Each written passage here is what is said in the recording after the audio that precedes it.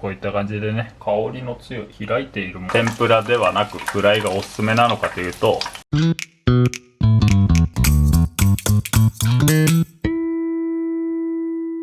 全く開いていない状態、この状態のものを、コロって呼びますね。つぼみと開きと石突きと呼ばれる部分ね、これはこのように削いでいきますと、砂が入り込んでいる場合があるので、頭にね切り込みを入れて手で半分に裂きますと、つけておけば虫は抜けているはずですと。はい、続いて松茸のね炊き込みご飯作りますと。で炊き込みご飯はね、この香りの強い開いているものが向いていますかね。あとね、これさっきね虫食いがあった松茸ですね。まずはじめにこれね、人によって包丁できるか手で裂くかなんですけれど、僕はね基本的には手で裂くので、松茸をね細かく裂いていきますと。この開いちゃってる部分はこのまま取っちゃってもいいのかなとは思いますね。で、ここでねあまり裂きすぎると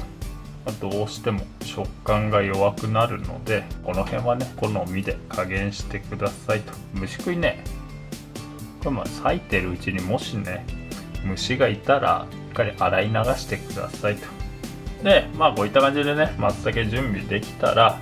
あとはね、普通の要領で炊き込みご飯を作るだけですと。炊き込みご飯はまずね、これはだし、かつおだしですね、用意してあげて、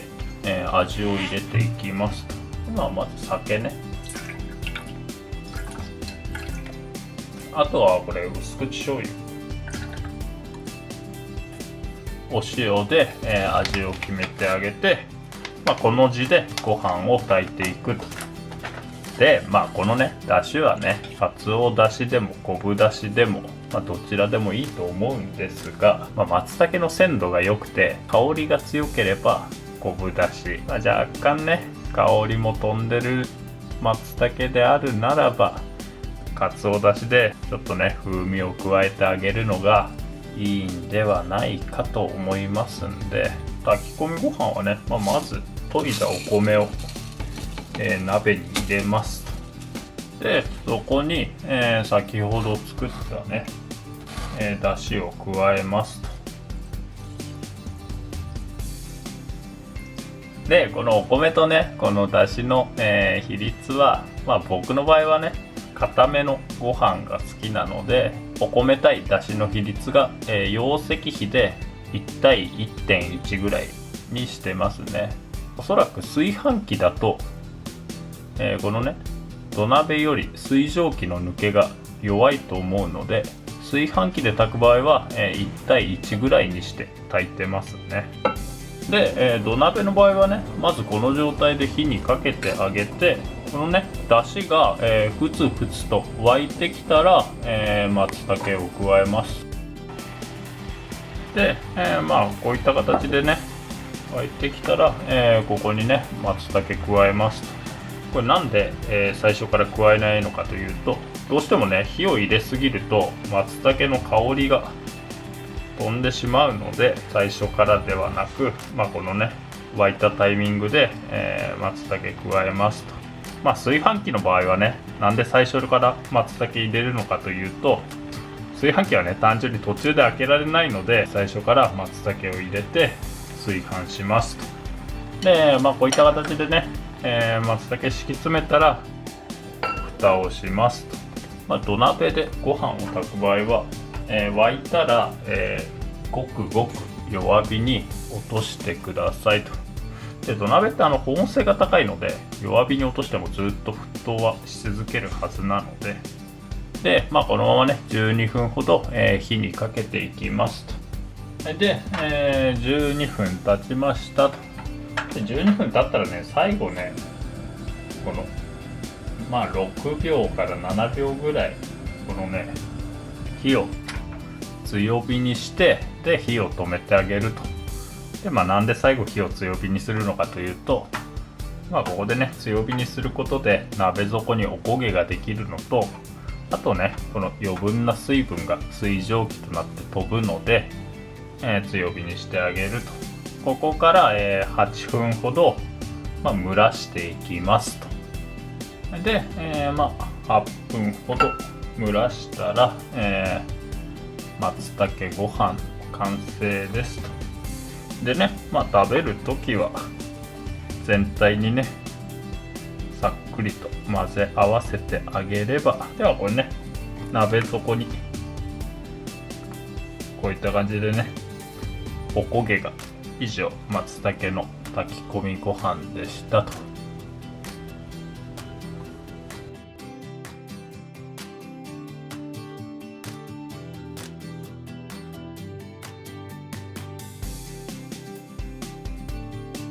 で、最後ね、松茸のフライ作りますと。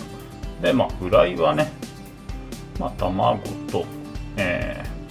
小麦粉、これ薄力粉ね、あとパン粉と、これをねくぐらせていくだけなんですけれど、で通常だったらね薄力粉つけて卵くぐらしてパン粉通してって形にすると思うんですけれど、一個一個やっていくと意外と手間ではあるので、これね、まず水、卵に、少しだけ水を入れます。こうすることでねこの卵の重さが和らぐので、このね卵の味で松茸の風味が消されてしまうってことは、比較的少なくなるのかなとは思っているので、松茸に薄力粉つけて卵くぐらして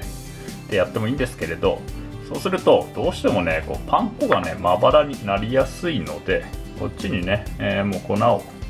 入れてしまいます。入れてるものはね水と薄力粉と卵なので天ぷら粉に近いんですけれど、天ぷらよりも、卵の分量が圧倒的に多めと。あとは、ここにね松茸を通して、でこれにパン粉を絡ませると。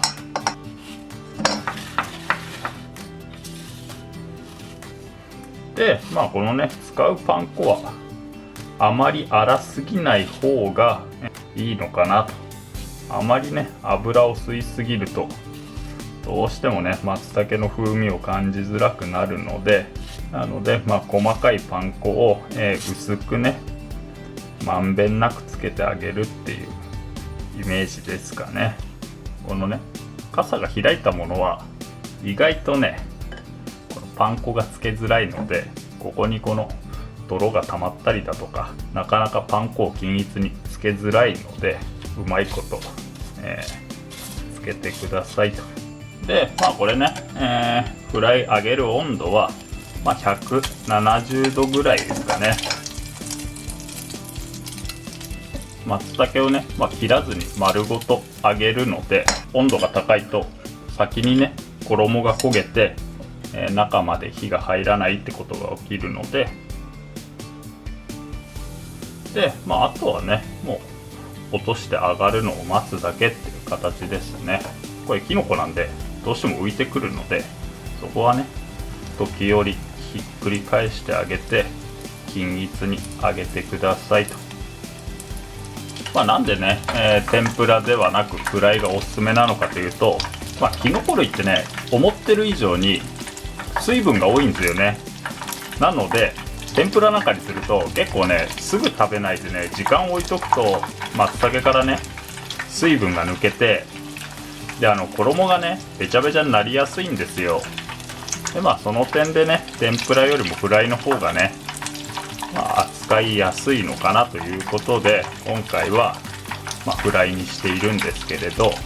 揚げたてをねすぐ出して食べさせてくれるような天ぷら屋さんだったら松茸の天ぷらって美味しいんですけれど、家庭でね無理して天ぷらにすると、どうしてもね衣のベタつきが気になりやすいので、